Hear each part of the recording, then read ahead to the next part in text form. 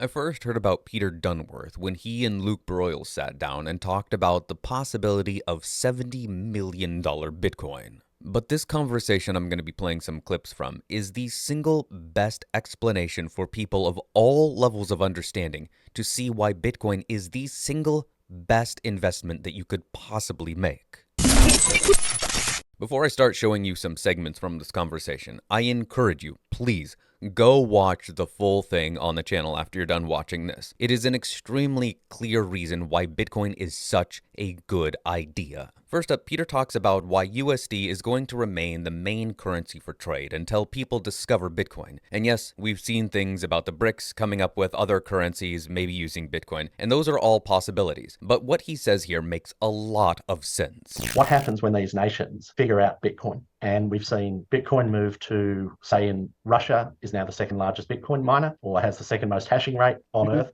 Without sort of wanting to say too many expletives, it's a BFD. It's a big freaking deal. And, that can't be understated. Once they figure out, oh my goodness, they're going to go through a natural progression just like you and I have when it comes to figuring out Bitcoin. They've figured out, okay, this is a really good money for circumventing the SWIFT system because it's seizure resistant and censorship resistant, so we can transact. We can't have it seized. That's a good thing. In addition to that, this monetizes all of that wasted stranded energy that we've got up in Siberia and the absolute boondocks of Earth that's very difficult to get to market. They can transport oil, but it's very difficult to build a gas pipeline that pipes the gas in. And they have got mountains of free gas just spewing out into the air because they can't monetize it. So what do? They chuck up Bitcoin miners up there. They figure out, hey, we can monetize this thing that we were literally just burning in the air. Bitcoiners talk about the Lindy Effect a lot. They talk about how once something is established, it kind of has this staying power that keeps on sticking around and keeps on keeping on. The same is true of USD. While BRICS might talk about this and China might talk about that, it won't happen overnight. It's not as though all of the countries will go, oh, we're just going to agree to use the yuan. People and countries, governments are selfish. Why would people go to the yuan? Why would they go to one thing over another? How about they all switch to Bitcoin? Because Bitcoin isn't controlled by a nation state that can manipulate it however they want, then everybody participates in it equally and fairly. People are going to continue to transact in USD until something else makes more sense. And as people start to understand from the ground up that Bitcoin makes the most sense out of any money ever to exist, people will start switching to it, slowly and then suddenly, from the ground up until it is no longer from the ground up. And that's the next point that Peter makes here. You could go to sleep one night and the next morning things are very, very different. It could happen that fast. Listen to Peter explain it. But what happens when, Russia or the Saudis figure that out and just say, you know what, we had 500 billion in foreign reserves. We're just going to pump all of that into Bitcoin and we're going to buy every single available Bitcoin that we can sitting on exchanges. And this is where, it's a bottom-up movement until it's not. And this is where once a nation state understands that and they've got an unlimited printing press, it will take them, I would have thought maximum 2 months to organize everything that they need to. And then overnight, they could literally have 5% of the global supply of Bitcoin. They can buy 1 million coins overnight and they'll just set a floor at $1 million. We go to sleep, we wake up and we're, checking our phones thinking, is this right? Calling our friends, hey, it looks like Bitcoin's now at $1 million.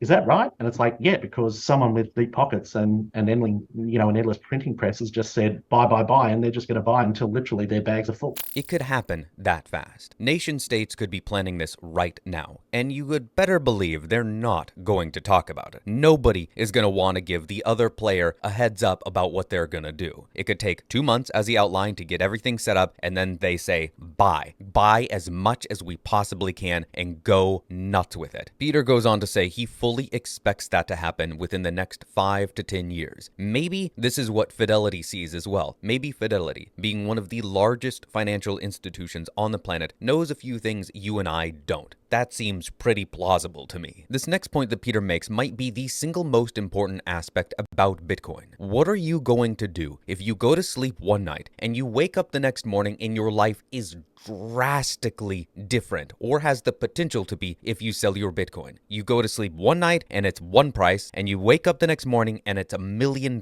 Are you going to sell? Are you going to buy a home? Are you going to buy 3 Lambos? What are you going to do when you've effectively won the lottery in a sense? let's just say Bitcoin, we go to sleep tonight, Bitcoin is at $10 million tomorrow. Now, there's going to be a lot of us who look at that and go, great, and then we're going to go back to doing what we're doing. Yeah. However, there are going to be some people who have a hole in them, I believe, that need to fill that by buying, a big watch, buying a fast car, buying a big house, a big boat, a plane, or whatever. And it's like, great, okay, well, they can do that. And they're going to do that, and they're going to get it out of their system, and then they're going to realize, shit, I still haven't dealt with the pain or the lack of connection or the things that are missing in my life that I think I can fill with, basically goods. And that's a very empty place to be, a very unhappy place to be. And hopefully that's very quickly out of the system and they can start connecting with people, because I think that's where the real joy of life comes about. It would be so tempting for many of us to see that $10 million price pop up on our screen, pop up on our wallet, and go, what can I buy? I can finally buy a house. I can finally buy a boat. I can finally get those clothes that I wanted, that sweet watch, that gaming rig that I wanted to always have to play all the games at the max settings. But is that the best idea? I would argue that it is a terrible idea. That might be one of the worst ideas that you could do. If you have not spent a substantial amount of time thinking about this very scenario, then you will be caught off guard. Every day on the live show, Nico, Opti, Rustin, myself sometimes talk about the importance